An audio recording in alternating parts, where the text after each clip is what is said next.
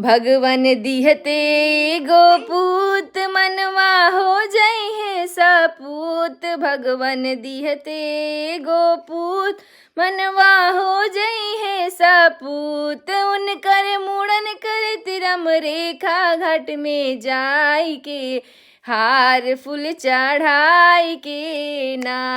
उनकर मुड़न कर तिरम रेखा घट में जाई के हार फूल चढ़ाई के ना।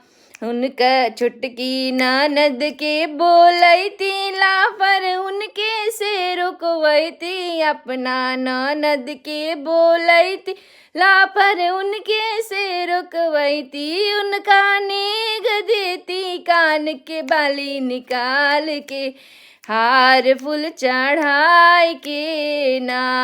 उनकर मुड़न कर तिरम रेखा घाट में